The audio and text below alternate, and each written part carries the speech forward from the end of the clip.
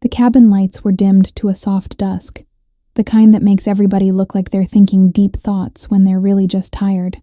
We were slicing through night somewhere over Nebraska, 30,000 feet between me and any easy exit, when the flight attendant slid into our row like a secret.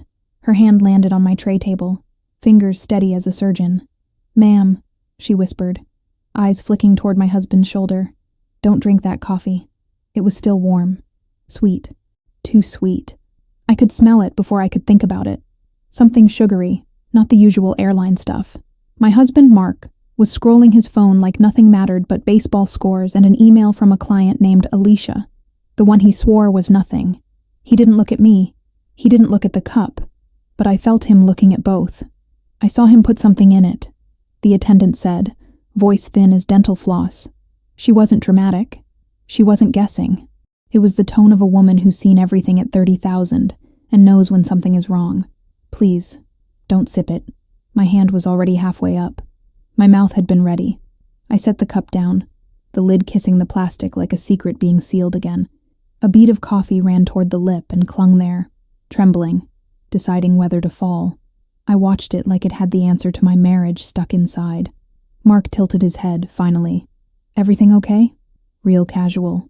The way people in nice shoes ask if you need anything after they've already decided that you don't. The plane shuddered. "Light chop," the captain had said. "Seat belts for your safety." My heart wasn't listening. It rose into my throat and beat there like it had a flight of its own. "Sir?" the attendant said, standing taller, not backing away. "Could you step into the aisle for me?" Polite. Firm. A practiced tone she probably used on drunk passengers and men who pressed the call button, as if it were a doorbell to the universe. He smiled. Slow.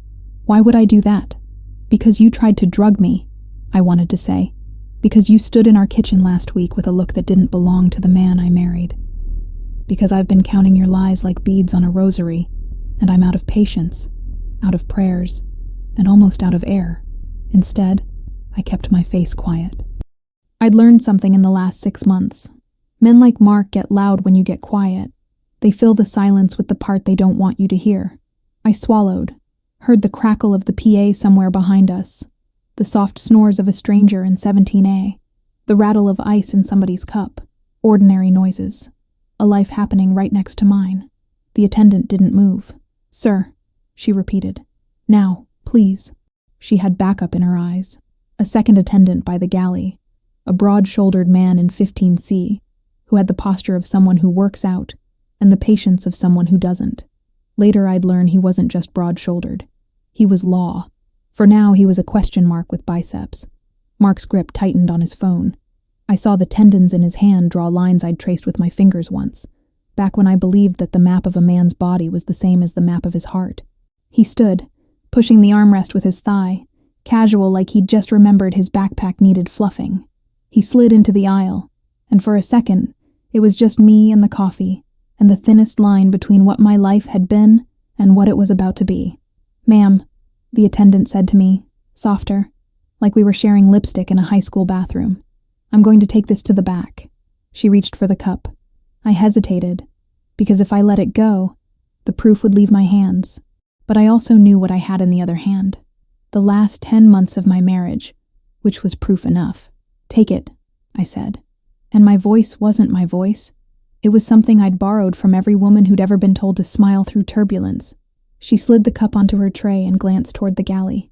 It moved away like a piece of me was taxiing to a gate I'd never see again. "Babe?" Mark's tone was gentle.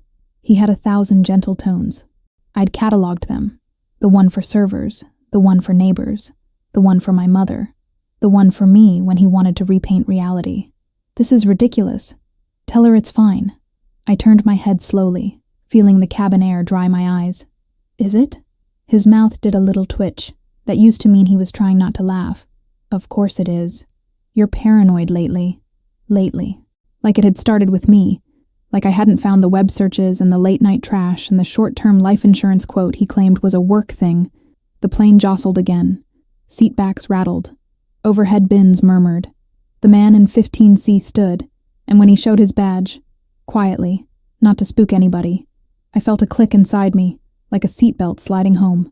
Not safety exactly, but something. "Sir," the air marshal said, "let's talk."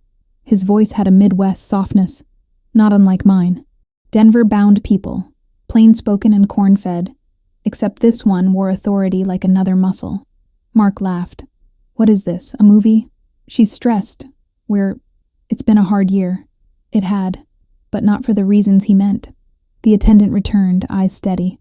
"We're doing a test on the beverage," she said, coded, controlled. "For now, ma'am, here's water. Water. Clear. Honest." I took it and it shook minutely in my hand. A little private earthquake. I didn't drink. I just held it until my pulse calmed enough that I could hear the captain announce our descent into Denver. 22 minutes to the ground. 22 minutes to pick a future.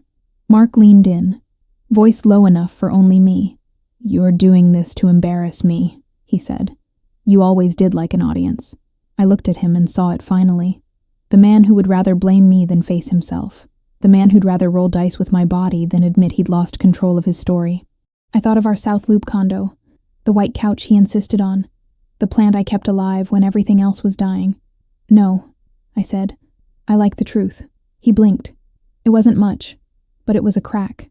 The marshal tipped his chin. "Sir, a word. Now." Mark hesitated, then moved with the marshal toward the galley. The attendant stayed with me, steady as a handrail. I asked for a pen. She gave me one. I wrote 3 names on a cocktail napkin. My sister in Milwaukee, my boss in River North, Dr. Patel. I underlined the last twice. "Whatever happens when we land," I said, pen digging a groove. "I'm ready." From the galley, voices rose, civil but taut. Somewhere, a baby cried. The lights brightened a notch for landing. I breathed in metal, coffee ghost, citrus cleaner. I could feel the ground rushing up to meet us, feel time folding around me like a paper plane, the kind my dad used to make on our porch in Indiana, how he'd throw them and let the wind decide. "Ma'am," the attendant said softly, "we're with you." "Thanks," I whispered, and meant it. When Mark turned back, his smile was gone, his jaw set like he'd found a new lie to try on. He opened his mouth, and the wheels kissed the runway, and the cabin burst into applause, and everything I'd been pretending not to know finally made its noise. From the outside, we were the couple people pointed at and said, "See? That's what stability looks like." South Loop condo with a balcony, Friday night sushi runs, a gym membership we both pretended we used more than we actually did. My Instagram painted the picture.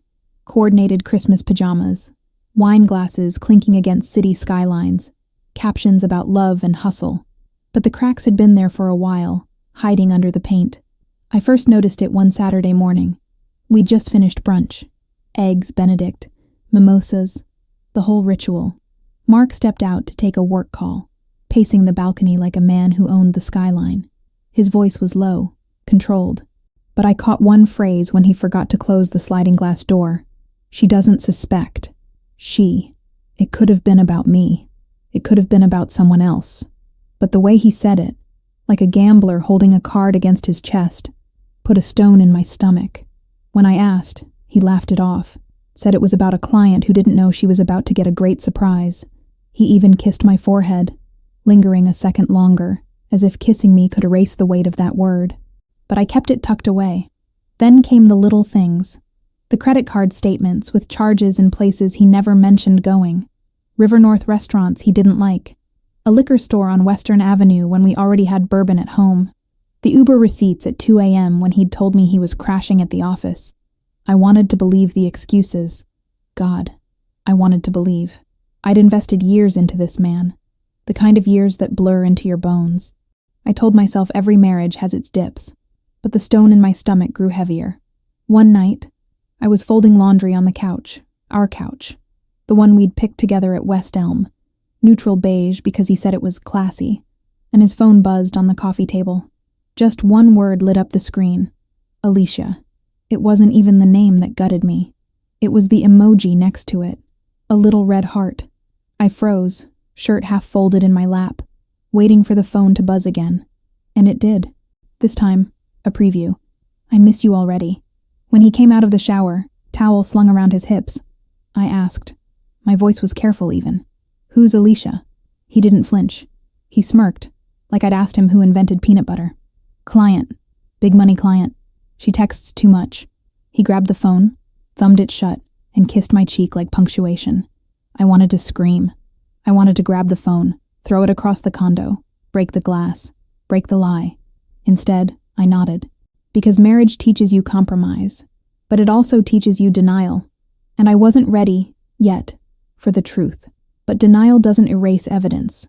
It piles up, thick and messy, until it's too loud to ignore. Like the night I found the little orange pill bottle tucked behind the protein powder in our pantry, his name on the label, prescription date just a week earlier, but the pills weren't for anything he'd ever mentioned. Not blood pressure, not allergies. This was something different, something he didn't want me to know. I Googled it in bed, with the glow of my phone lighting my face while he snored beside me. The medication was for anxiety, sometimes prescribed for insomnia. That part didn't scare me. What scared me was the potential side effects when mixed with alcohol or coffee. That night, I couldn't sleep. I stared at the ceiling and counted the cracks in the paint. And I thought about the way he looked at me lately, like I was a problem to be solved, not a woman to be loved. When he finally drifted deeper into sleep, his arm heavy across my waist, I turned my head and whispered into the dark, "What are you planning, Mark?" The silence answered back. We carried on like nothing was wrong. We went to dinner parties, posed for pictures, smiled like smiles could save us. But I watched him closer. I memorized his routines. His lies were small at first. Working late, traffic was bad, forgot my charger. Then they grew bigger. And then, that morning at O'Hare, the mask cracked all the way. We were supposed to be flying to Denver for a wedding. A college buddy of his, someone I barely knew. He insisted we fly out together, early morning, even though I said we could just drive. Too long, he argued. We'll be tired. He booked the flights himself, checked us in, even handled my boarding pass. At the gate, I noticed his hand tremble when he handed me the coffee. A simple black coffee, the way I always drank it. Except this one smelled sweet, sweeter than any I'd ever had. I remember staring at him, holding the cup, and saying, "Did you put sugar in this?" He smiled, that practiced, rehearsed smile. "Thought you'd like a change." That was when the stone in my stomach turned into a full boulder. And by the time we were in the air, that flight attendant leaned over, her whisper cutting the sky in half. "Don't drink it." He put something inside, and I knew. Everything I'd been ignoring, excusing, forgiving, was about to come crashing down at 30,000 feet. The morning of the flight, O'Hare was its usual mess of rolling suitcases, coffee lines, and cranky travelers. I'd barely slept the night before. My nerves were strung tight, like violin strings somebody kept plucking just to test if they'd snap. Mark was unbothered. He strode ahead of me, his leather duffel slung over one shoulder, boarding passes in his other hand. He always carried them, as if the control of paper could translate into control of me. "Come on," he called, not even turning his head to see if I was keeping up. At gate B12, we sat down in the stiff airport chairs. I tugged my cardigan tighter, scrolling aimlessly through my phone just to avoid looking at him. He was smiling, that same sharp smile he wore at work events, the one that didn't touch his eyes. "You okay?" he asked suddenly, glancing at me like he just remembered I was there. "I'm fine. You look tired." I looked up, met his gaze, and for the briefest second I wondered if he was studying me, measuring, testing, like he was waiting for something. That's when he offered to grab coffee. "Let me get it." "You sit," he said, already halfway out of his chair. "Okay," I replied, watching his back as he disappeared toward the Starbucks kiosk. Something about the way he said it felt premeditated, like he had rehearsed it. Minutes later, he returned with 2 steaming cups, handed me one. Too sweet. Way too sweet. "You know I don't take sugar," I reminded him. He chuckled, brushing it off. "Just thought you could use it today." A treat. The smile on his face was pure performance. It didn't reach his eyes. His jaw was tight, and his fingers drummed against the cardboard cup sleeve like a man trying to play it cool, but losing his rhythm. I took the coffee anyway, the heat warming my hands but chilling my gut. That was when the announcement came. "Flight 227 to Denver is now boarding." Mark jumped up, almost too eager. "That's us." I stood slowly, my stomach heavy, my cup trembling just a little in my hand. The boarding line stretched long, People herding forward like cattle. Mark's hand found my back, guiding me, pressing just a little too firmly. When the scanner beeped and the attendant handed me back my boarding pass, I caught a glimpse of Mark's face. He wasn't smiling anymore. He was calculating. His eyes flicked toward my cup just for a split second, before he masked it again. That look stayed with me as we walked the jet bridge, the recycled air heavy, the walls vibrating faintly with engines. I wanted to ask, "What's in this cup?" I wanted to throw it in the trash right there, but I didn't. I carried it onto the plane, and when we found our seats in row 17, him by the aisle, me by the window, he set his bag in the overhead, sat down, and exhaled like a man who'd just completed step 1 of a plan. The engines roared. The safety video played. I held the cup in my hands, staring at the steam rising, pretending I was just tired, pretending everything was normal. But deep inside, I already knew this flight was going to end differently than either of us expected. The plane hadn't even leveled off yet when I realized I was staring at that cup like it was alive. Row 17B, seat by the window, plastic tray down, cup dead center. Coffee. Ordinary to anyone else, but to me, it pulsed with something darker. Mark was settled in beside me, tapping his phone, earbuds dangling, half distracted. His body leaned into the aisle just enough that he could avoid looking at me. He didn't ask if I liked the coffee. He didn't push me to drink it. He just waited. That was worse. The smell was wrong. Too sweet. Syrupy almost. Like somebody had poured cough medicine into a Starbucks cup. I brought it closer to my nose and caught a faint bitterness underneath. Something chemical that didn't belong. My stomach tightened. I told myself I was overthinking. Maybe he'd grabbed the wrong cup. Maybe a barista had messed up the order. But then I replayed the look he gave me at the gate, that flicker of calculation when he saw me take it. No, this wasn't a mistake. "Not drinking it?" he asked suddenly, his voice too casual. I set the cup down. "It's too sweet," he smirked. "1 sip won't kill you." He meant it as a joke. At least that's how he wanted it to sound. But my skin prickled under my cardigan. 1 sip. That was all it would take, wasn't it?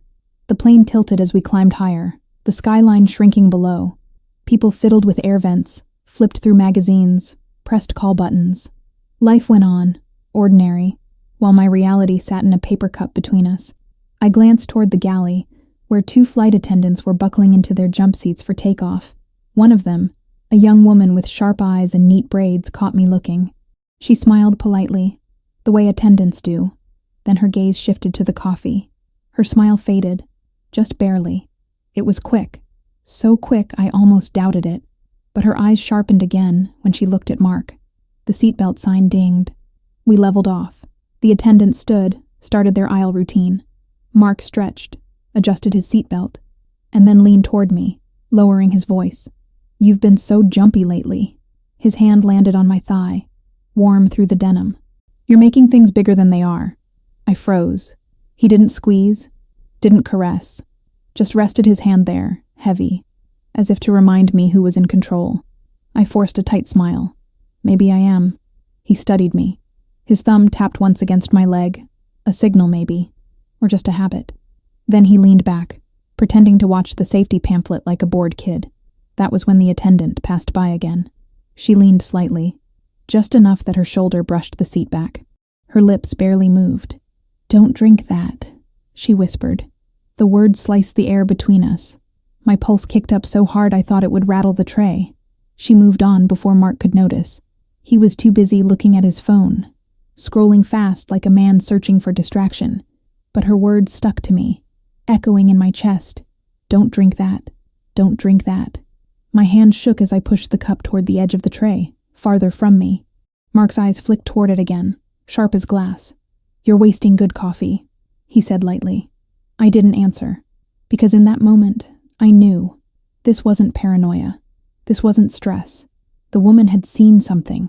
And if she was right, then my husband wasn't just a liar. He was something else entirely.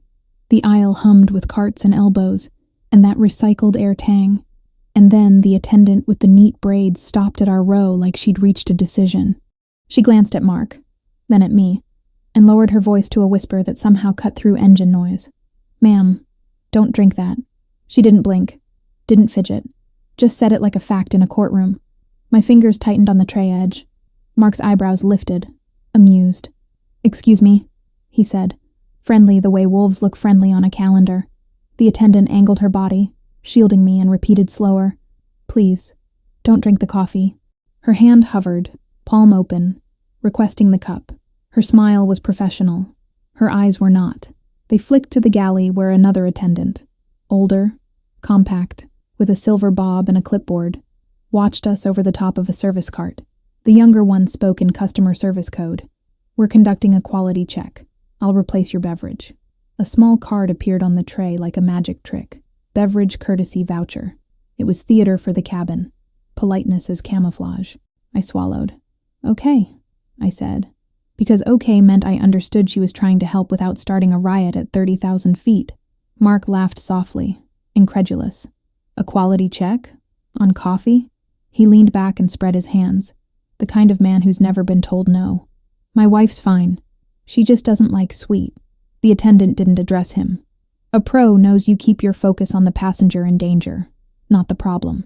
"Ma'am," she said to me steady, "may I take the cup?" I couldn't feel my hands.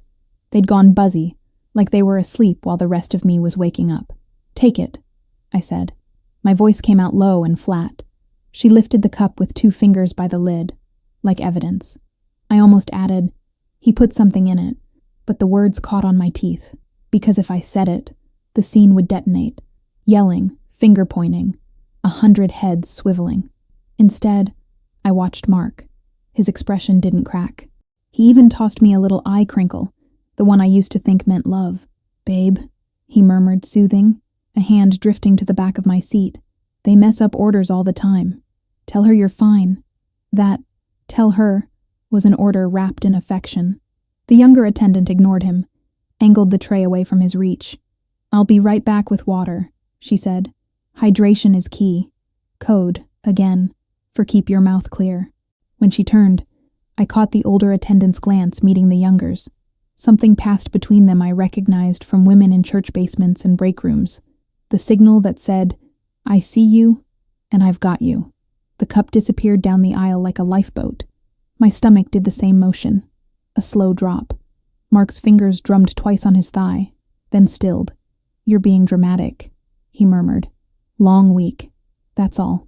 A man across in 15C shifted, big shoulders adjusting his jacket. He didn't look at us directly, but I felt his attention float like a buoy nearby. I turned my face toward the window, Denver's clouds a soft quilt miles below, and let my breath even out. "Think," I told myself, "not about the last month, or the pill bottle behind the protein powder, or the late-night texts from Alicia that he swore were just business. Think about the next 5 minutes." The attendant returned with water and a napkin. "Simple as church. For you," she said. Her hand brushed mine, a deliberate touch, and she set the bottle cap down separately, upside down, like a small semaphore flag. "Do not break the seal," it said without words. I nodded almost imperceptibly. She nodded back. Mark watched the exchange, a crease forming between his eyebrows. "Is this necessary?" he asked the attendant, light tone thinning at the edges. She didn't answer him. "Ma'am, if you need anything, press the button. I'll be right here." She moved 2 rows up, but kept our periphery inside her circle of care. Mark shifted to face me, whisper soft. "You're embarrassing me." The laugh in his voice died mid-breath. "You know how you get." I took the napkin and wrote, under cover of my forearm, "Thank you. I understand." I slid it to the corner where she could see it on her next pass. Mark's gaze tracked the paper like a hawk clocking a field mouse. I lifted the sealed water, letting the light catch the intact plastic ring, and pretended to drink without breaking it, tilting just enough to wet my lips. Mark's eyes narrowed. "You're not even—" His mouth closed around the rest of the sentence. I was learning him in reverse, like reading a book from the last chapter back to the first. Every habit, every deflection, every babe, relax had a shadow meaning I hadn't wanted to translate. "I'm fine," I said quietly, keeping my eyes on the wing. "I'm just not thirsty."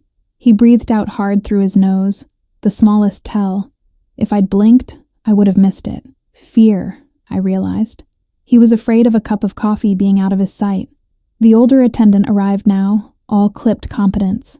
"Hi there," she chirped to the whole row, voice bright for neighbors' ears. Quick survey about cabin service. Another prop. A laminated card with meaningless smiley faces.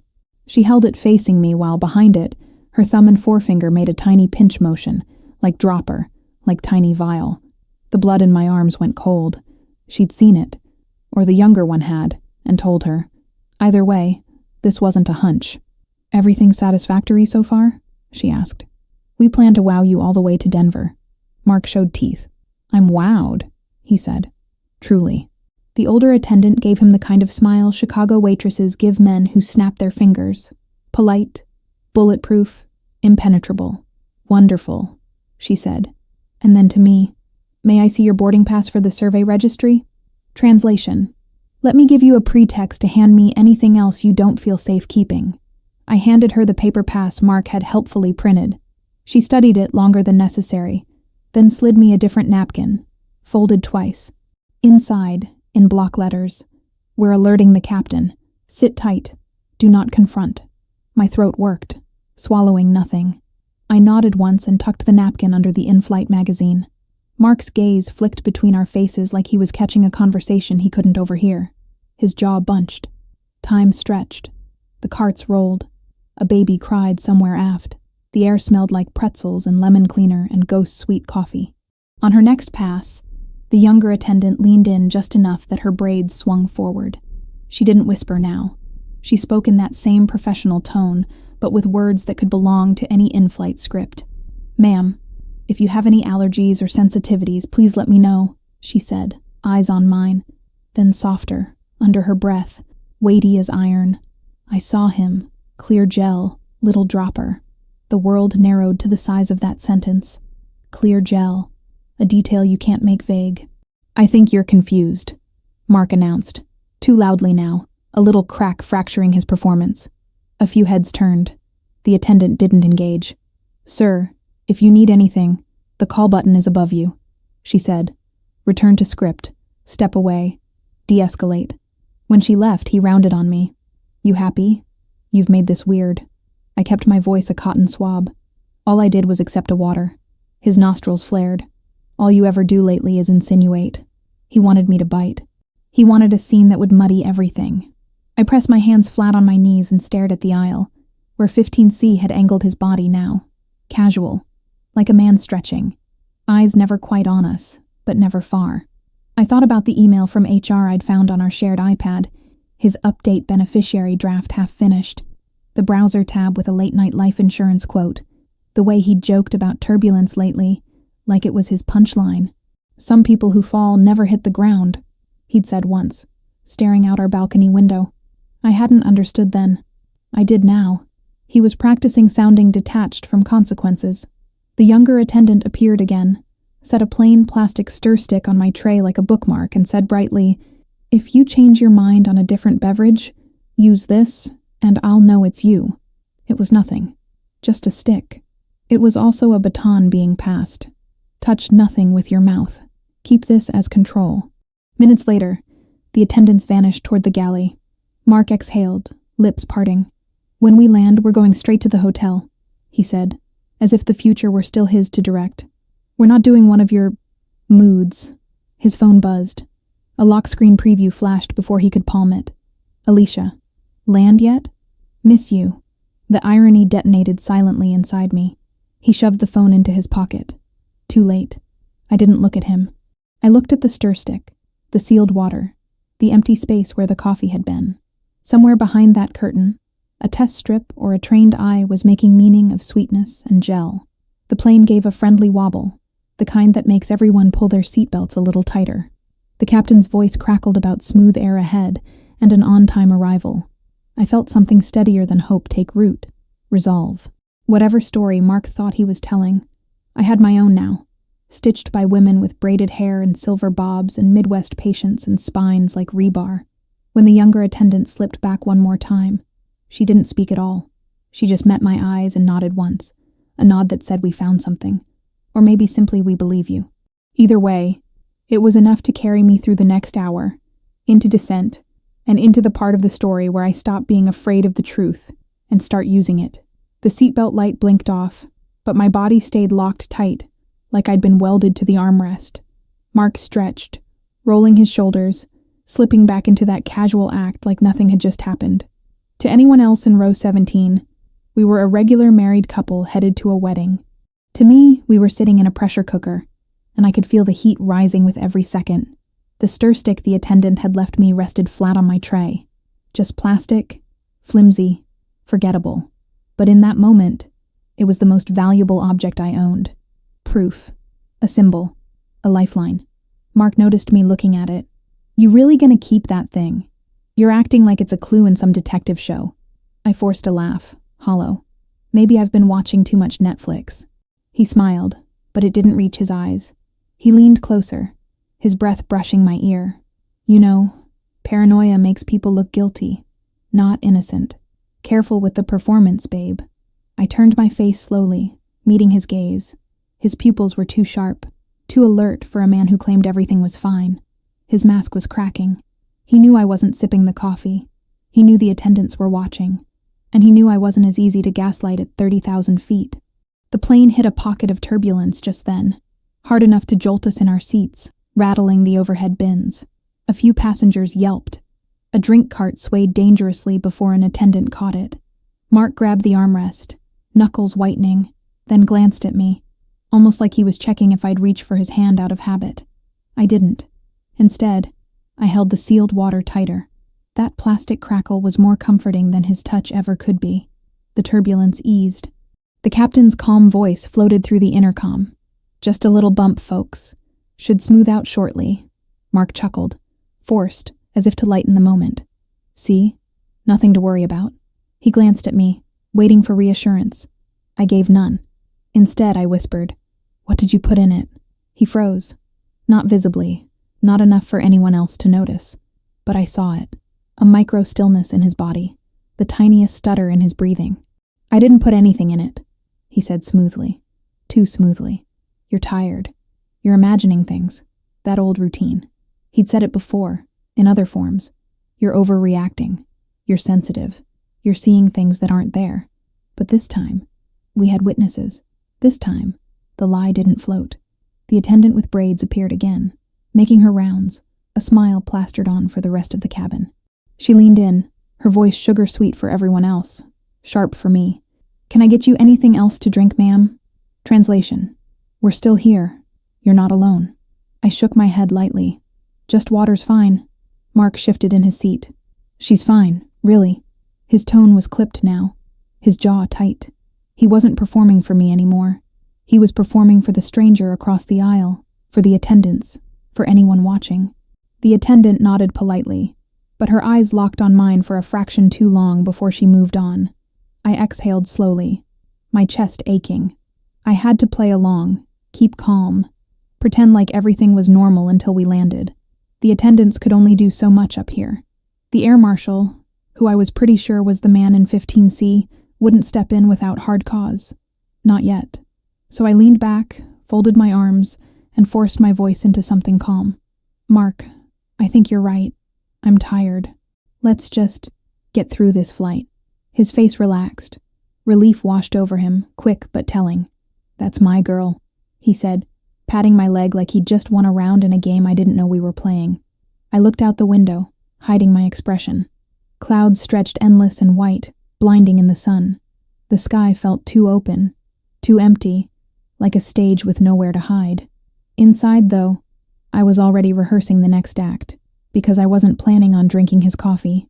I was planning on exposing his lie, and for once, he had no idea I'd stopped playing his script and started writing my own. Looking back, it felt obvious. Every breadcrumb had been laid out for me, neat as a trail in the woods. I just didn't want to follow it. The first one had been the insurance policy. It was a Tuesday night in February, snow thick against the South Loop windows. Mark had gone to bed early, claiming a migraine. I couldn't sleep, so I curled up on the couch with the iPad. That's when I saw the draft email, tucked in the outbox. Update beneficiary, primary, spouse, coverage increase requested. Coverage increase. That phrase alone should have made me sit up straighter. I asked him about it the next morning. He didn't even blink. Work thing. HR's trying to get us better options. He kissed me on the cheek and slipped out the door in his perfect suit, leaving the smell of cologne and something else, something I'd later learn was deceit, behind. The second breadcrumb was the pill bottle. Orange plastic, white cap, Mark's name printed clean across the label. I found it shoved behind protein powder like a secret. The prescription date was fresh. The pills weren't for anything he'd ever told me about. They weren't sleeping pills. They weren't blood pressure. They were for something else. Something with side effects that made me pause when I Googled them at 1 a.m. Dizziness, confusion, lethargy. Amplified if mixed with alcohol or caffeine. I'd stared at the glowing screen, my husband's even breathing beside me, and felt the stone drop heavier in my stomach. The third breadcrumb was Alicia. I wasn't the kind of wife who snooped. Not at first. But sometimes, the universe hands you evidence whether you ask for it or not. His phone lit up on the counter while he was in the shower. Her name. A heart emoji. The words, "I miss you already." I didn't need to read the rest. My marriage had already been sliced open, the wound too wide to pretend closed. When I asked him later, he smiled that wolfish smile and said, "Client, you know how people get." He held my chin between his fingers, gentle but firm. Don't make something out of nothing. But it wasn't nothing. It never had been. Then came the late-night tabs. I used to think he was working. Late nights at the office, urgent deadlines, disappearing hours I explained away. But one evening when his laptop was open on the kitchen island, I saw the history. Life insurance quotes. Search results for quickest way to metabolize medication. Forums about sedatives. Even one post about undetectable in coffee. I closed the laptop slowly, like shutting the lid on a coffin. And still, I stayed. Why? Because love is sticky. Because denial is easier than rebuilding your whole life. Because part of me wanted to believe he wasn't dangerous. Just flawed. That maybe Alicia was a mistake. Maybe the insurance was routine. Maybe the pills were nothing. But now, 30,000 feet above Nebraska, I wasn't guessing anymore. The coffee was real.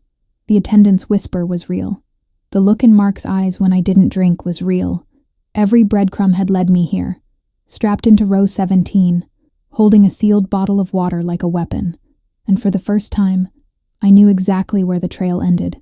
Not with me collapsing mid-flight. Not with Mark cashing in a policy, but with the truth landing harder than the plane itself. The seatbelt light dinged on again, and the captain's voice cut through the cabin. "Ladies and gentlemen, we'll begin our descent into Denver shortly. Please remain seated with your belts fastened." 25 minutes. That's all I had. Mark stretched, yawning like a man who had nothing to hide. His hand drummed against the armrest, lazy but too deliberate, like he was performing relaxation. He didn't notice how tightly I held the sealed water bottle, fingers aching against the ridges of the cap. 25 minutes to land. 25 minutes to decide whether I walked off this plane as a victim, or as the woman who finally fought back. I glanced at the stir stick still on my tray, the one the attendant had left me. It wasn't just plastic anymore. It was evidence. Something untouched. Something I could hand over. I thought about my options. I could confront him now. Let the whole cabin hear the words, "He put something in my drink." But then what? Chaos. Denial. Gaslighting turned public. I could wait until we landed and hand the attendants everything. The stick, the napkins, my story. But what if he slipped away in the crowd? What if he talked his way out, the way he always did? No, that wouldn't be enough. Not this time. I needed proof. Something undeniable. The turbulence rattled again. Trays shaking, passengers muttering. Mark leaned in, his voice a low hiss. "You've been quiet this whole flight. What's going on in that head of yours?" I turned to him, forcing a small smile. "Just tired." His eyes narrowed, like he was weighing the truth. "We'll get some rest in Denver. Reset. You'll feel better." Reset. The word landed heavy. What did reset mean to a man like him? A marriage with no witnesses? A wife who didn't come back from a wedding trip? The thought chilled me, but it also sharpened me. I looked down the aisle. The younger attendant, the one with braids, was watching us again, subtle but steady. Our eyes met. She gave the tiniest nod. I slipped the stir stick into my carry-on pocket, then pulled out a pen from the seatback pouch. My hands shook as I scribbled on another cocktail napkin. He gave me this coffee. Attendant saw him add something. Please test. Keep safe. When the attendant passed again, I slid the napkin under my empty cup sleeve and pushed it toward her with a polite smile. She took it like it was nothing more than trash, but the way her fingers curled around it told me she understood. Mark watched her walk away. You're always writing little notes. What is it this time? Work, I lied, stuffing the pen back in the pouch. He smirked. You never stop. The engines roared lower, the ground pulling us down. My chest tightened with every dip of the plane. 20 minutes left. Mark leaned closer, his breath warm on my cheek. When we land, you and me, we're going to talk. No interruptions, no distractions. Just us. My skin crawled. Just us. In a hotel room. In a strange city. With nobody to hear me scream. I turned to him, masking the fear in my voice with calm. Of course. Just us. But inside, I was already choosing differently. I wasn't going to be just us anymore. I was going to make sure there was a them, a crowd, a witness, a record. When those wheels touched Denver ground, I wasn't walking off as his wife. I was walking off as the woman who exposed him. The closer we got to Denver, the more the air seemed to thin out around me. My lungs worked double time, like they knew the clock was running down. 15 minutes to wheels down. 15 minutes to make a move. Mark leaned back with his arms crossed, eyelids drooping, pretending to nap. But I knew better. His breathing wasn't deep enough, his jaw too tight. He was listening, calculating, waiting. That was my chance. I slid my carry-on from under the seat as quietly as I could, unzipping just enough to slip my hand inside. My fingers closed around the stir stick the attendant had left me. Smooth plastic. Untouched. Evidence. I tucked it into the sleeve of my cardigan, the fabric hiding the shape. Then I whispered, I need the restroom. Mark cracked one eye open, lazy smile curling. We're about to land. I'll be quick. He studied me, suspicious. Then he shrugged. Don't take long. My heart hammered as I slid past him, squeezing into the narrow aisle. The plane tilted slightly as we descended, engines humming lower. The restroom door at the back of the plane felt like a finish line. The younger attendant with the braids was there, watching. When I reached her, I gave the smallest nod. She glanced at my arm, caught the bulge of the stir stick through my sleeve, and shifted aside like she already knew what I was doing. Inside the restroom, I locked the door and braced my hands against the sink. My reflection in the tiny mirror looked pale, wild-eyed, older than I'd been when this flight took off. I pulled out the stir stick and the napkin I'd saved, laying them on the counter. Proof. But proof wasn't enough. Not yet. I needed a chain of custody. Something to show the handoff was deliberate. I reached into my pocket and pulled out my phone. Airplane mode. No signal. But I could still take pictures. My fingers shook as I snapped shots. The stir stick. The napkin with my note. The sealed water bottle for context. Then, just for good measure, I held them in my palm and took a selfie in the mirror. My face. My eyes. My evidence. If anything happened to me, someone would find these photos. The knock on the door nearly made me scream. Ma'am? It was the attendant's voice, calm but urgent. I cracked the door. Her eyes flicked to the objects in my hand. No words. She just extended a clear plastic trash bag, the kind they use for empty cups. I slipped the stir stick and napkin inside, deep at the bottom. She sealed it with a practiced twist, added other trash on top, cans, napkins, snack wrappers, and whisked it away like it was nothing. Chain of custody. Secured. I exhaled hard, whispering, "Thank you." She gave me a look I'll never forget. Fierce, steady, the kind of look women give each other when they're not just strangers but soldiers in the same war. Back at my seat, Mark smirked. "Everything come out okay?" "Fine," I said, sliding past him, my voice steady now. Too steady. The plane rattled again, dropping slightly as we hit another pocket of turbulence. People gasped. The captain announced, 10 minutes to landing." Mark stretched his neck, eyes on me. "Once we're off, we're going straight to the hotel. No delays." I nodded, smiling faintly.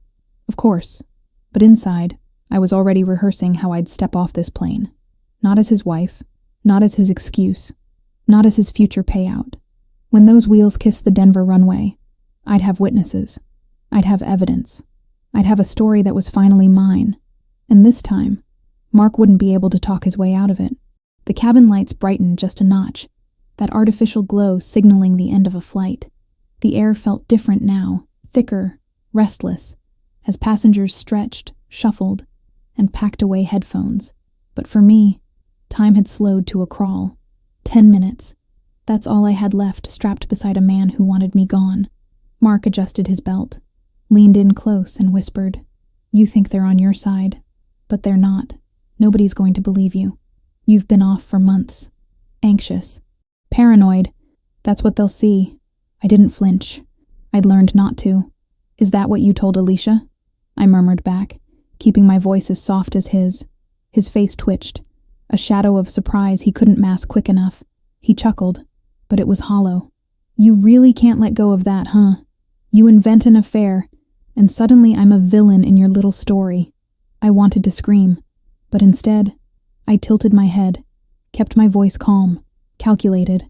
"If it's all in my head, why do the flight attendants keep watching you?" Mark's smirk faltered. He leaned back, trying to play it cool, but I saw his fingers twitch against the armrest. He hated not being in control. And then, like divine timing, 15C moved. The broad-shouldered man I'd noticed earlier leaned forward, his voice just loud enough to reach us. "Sir, I think the attendant wanted a word with you in the galley." Mark stiffened. "Excuse me?" The man flashed a wallet, so fast most passengers wouldn't catch it. But I saw a badge, a flicker of metal and authority. My pulse slammed into my throat. Mark laughed, too sharp. "This is insane. I haven't done anything." The marshal didn't rise, didn't flex, just leaned back in his seat, posture steady, voice even. "Then you won't mind stepping back for a minute." Passengers nearby stirred, pretending not to listen but clearly tracking every word. The tension in the air was no longer mine alone. It belonged to the whole cabin now. Mark's jaw clenched. His eyes cut to me, blazing. "What did you say?" he hissed. I met his stare without blinking. "Nothing. They saw you." For the first time, I saw it. The crack in his performance. His face shifted, hardening, the mask slipping. He realized the story was no longer his to control. The younger attendant appeared, calm but firm.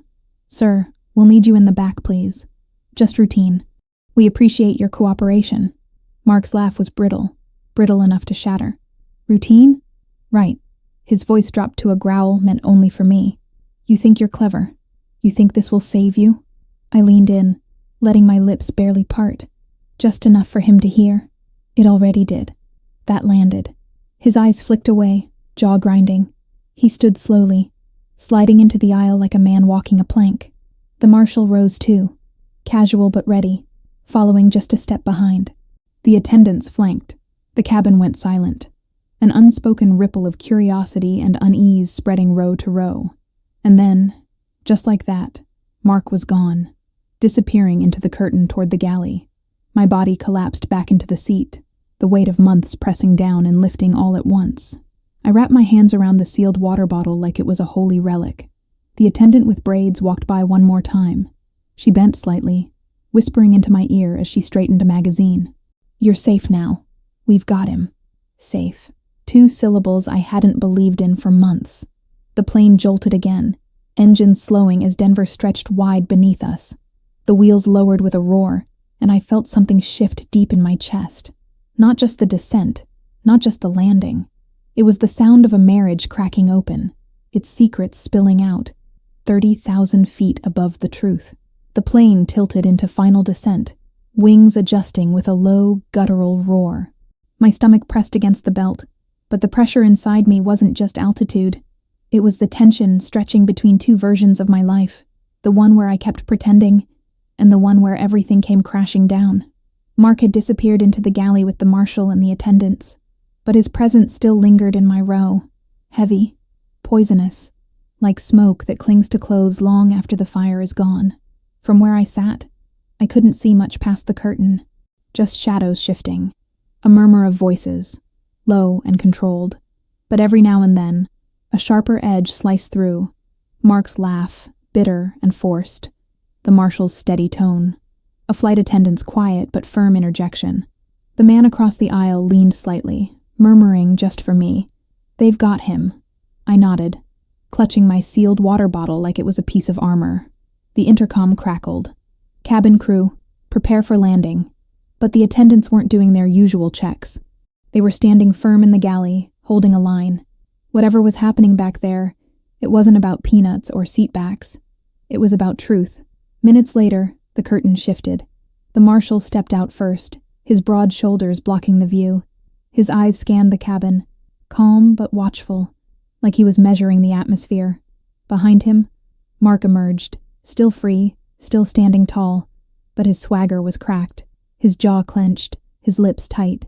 He looked smaller somehow, like the walls of the plane had pressed him down. He slid back into the aisle seat beside me, the marshal hovering just behind. Passengers pretended not to stare, but I could feel every curious eye on us. Mark leaned close, his whisper venomous. Happy now? You've humiliated me in front of strangers. I turned to face him, calm as glass. Humiliation isn't poison in a coffee cup. His eyes flared, but before he could speak, the marshal's hand rested lightly on the seat back. His voice was low, but I felt the authority in it. Sir, you'll need to remain seated until we land. We'll continue this on the ground. Mark forced a laugh, louder than necessary. On the ground, huh? Fine. I've got nothing to hide. But I knew better, and so did they. The younger attendant slipped into the row, crouching slightly so only I could hear. Her voice was soft, steady. We have the cup. It'll be tested as soon as we land. Don't worry. Don't worry. 2 words that should have been a comfort, but instead made my chest tighten, because worry was all I'd known for months. And now, with the evidence secured, I wasn't sure if relief or fear would hit harder once we touched down. The plane dipped lower, Denver's sprawl unfolding beneath us. Grids of houses, highways snaking like veins, the Rockies sharp against the horizon. Passengers buckled, phones tucked away, chatter rising as people anticipated the end of the journey. But for me, this wasn't an end. It was a beginning. As the wheels screeched against the runway, applause rippled through the cabin. Mark leaned back, eyes closed, a smile twisting his lips as if the landing meant he'd somehow won. But when the marshal leaned forward and said, "Sir, you'll be deplaning with me," the smile slipped. Just a fraction. Just enough for me to see the truth. For the first time in years, Mark wasn't in control, and I was.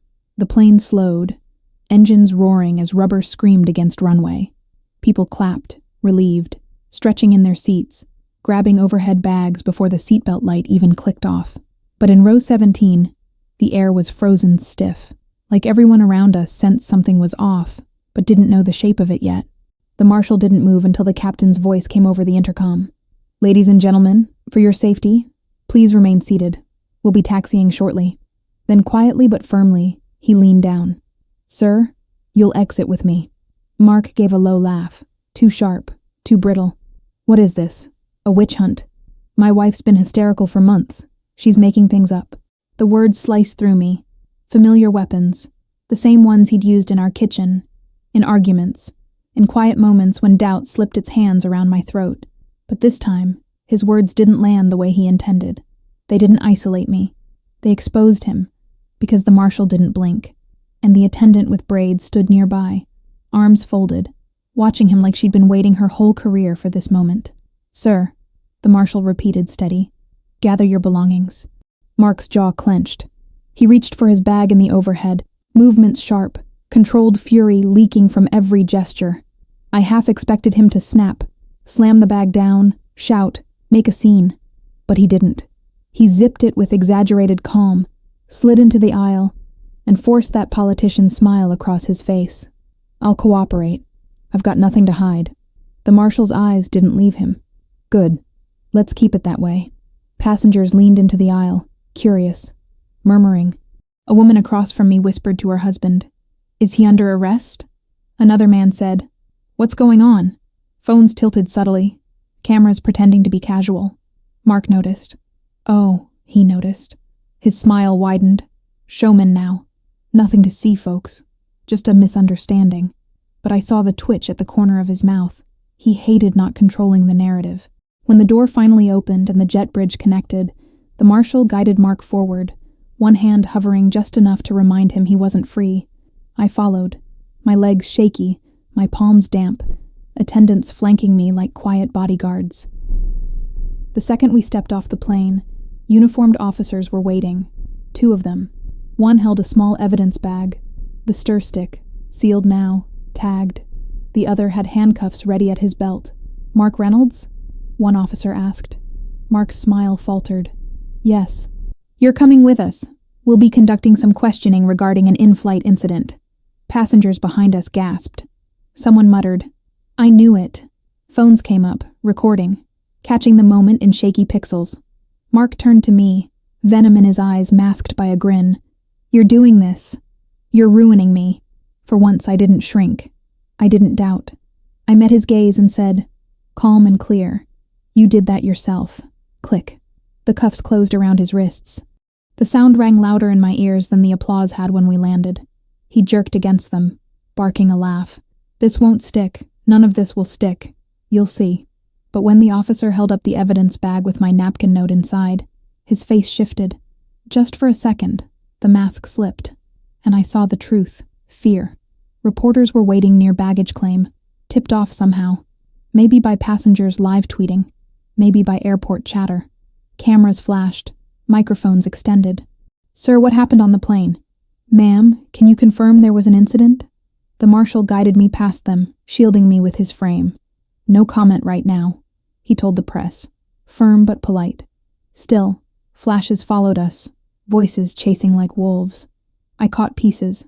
Drugged coffee, wife, arrest. Headlines were already writing themselves in the air around me. By the time we reached a quiet room off the terminal, my hands were trembling so hard I had to grip the chair to steady them. The younger attendant was there too, giving me a small smile. "You did the right thing." For the first time in months, maybe years, I believed it. And as I signed the first of many statements, I realized something even bigger. The story wasn't Mark's anymore. It was mine. The days after Denver blurred together like a dream you half remember, except this dream came with subpoenas, headlines, and family phone calls I didn't want to answer. Mark was arrested the same night we landed, held without bail while tests were rushed through the lab. The results came back fast. Traces of sedatives mixed into the coffee, consistent with the clear liquid the attendant swore she'd seen him drop in. That stir stick, the photos I'd taken, and the testimony from the crew locked it in. "Open and shut," the district attorney told me during our first meeting, a folder thick with evidence on her desk. "But you're still going to have to testify." Testify. That word lodged in my throat like glass. I sat in her office, fluorescent lights buzzing overhead, sipping water I didn't trust even though I'd opened the bottle myself. She explained the process in clipped, practiced sentences, but my mind kept drifting, back to the balcony at our condo, the late-night fights, the way I'd once traced the veins in his hands and thought they were maps of forever. Now they were maps of escape routes. Family found out fast. My sister, Jenna, called from Milwaukee, her voice breaking. "Why didn't you tell me sooner? I would have come. I would have gotten you out of there." I didn't have an answer. Because how do you explain denial to someone who's never been wrapped up in it? How do you admit you ignored the smoke until the flames reached your bed? My mother was colder. "I warned you about him," she said. "From the very beginning.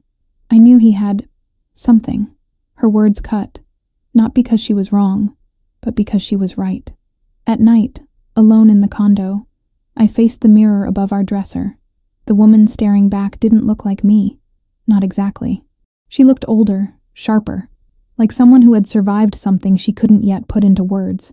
I practiced answers in that mirror, whispering them into the glass like confessions. Yes, I suspected. Yes, I found the pills. Yes, I stayed anyway. Yes, he tried to kill me. The media storm didn't help. My phone buzzed with numbers I didn't recognize. Reporters fishing for a quote.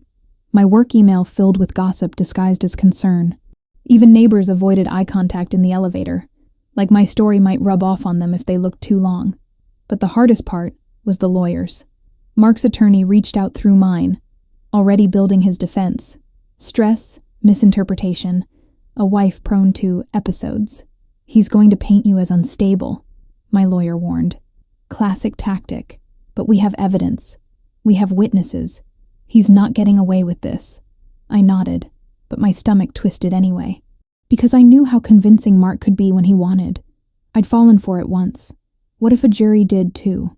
Late one night I stood at the window, Chicago's skyline glittering cold against the lake. I pressed my palm against the glass and whispered the question that had haunted me since the plane. How did I let it get this far? The city didn't answer. But the mirror in the bedroom did, in its own way, every time I faced it. It showed me a woman who'd been broken down, gaslit, silenced, and who had still, somehow, found her way to speak. And maybe that was enough, for now. The courtroom smelled faintly of dust and old wood polish, the kind of smell that sinks into your clothes and clings long after you leave. I sat at the witness stand, hands folded tightly in my lap, staring at the man I once called my husband. Mark looked different in jail khakis, smaller. Not physically, his broad frame still filled the chair, but something in him had shrunk. His smile, the one he always wore like armor, wasn't there. Instead, his jaw clenched, his eyes darting, his hands tapping the table in rhythm with his lawyer's questions. "Mrs. Reynolds," the defense attorney began, his voice smooth, rehearsed, polished. "You've testified that your husband, Mark Reynolds, slipped something into your coffee aboard Flight 227. Do you have personal knowledge of what that substance was?" I swallowed, steadying myself. I know what I smelled. I know what I saw in his eyes. And I know what the test confirmed afterward. The lawyer smirked. "But you didn't see him place it in the cup yourself, correct?" I leaned forward, my voice clear. The flight attendant did. Murmurs rippled through the room. The lawyer adjusted his tie. "So you're relying on someone else's word." Isn't it possible, just possible, that she was mistaken? I met his eyes, unflinching. Is it possible? Sure, but it's also possible pigs could fly. That doesn't make it likely. The judge raised an eyebrow, suppressing a smile. The defense attorney frowned. Mark's lawyer circled, trying again and again to paint me as unstable, paranoid, emotional. He brought up my therapist visits, my sleepless nights, my tendency to overanalyze.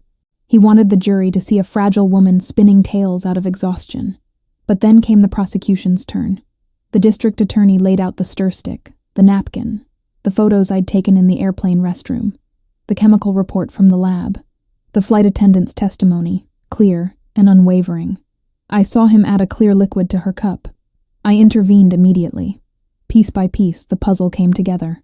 And every time another nail was hammered into the coffin of his defense, Mark shifted in his seat, shoulders tighter, mouth thinner.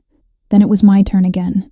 "Mrs. Reynolds," the DA asked gently, "why didn't you leave your husband when you began suspecting these things? Why stay?" My throat closed, the weight of years pressing down. But I forced myself to speak, because silence was what had kept me trapped for so long. "Because love is sticky," I said, my voice trembling, but growing stronger with each word. "Because denial is easier than starting over. Because I thought if I just tried harder, he'd love me the way he used to.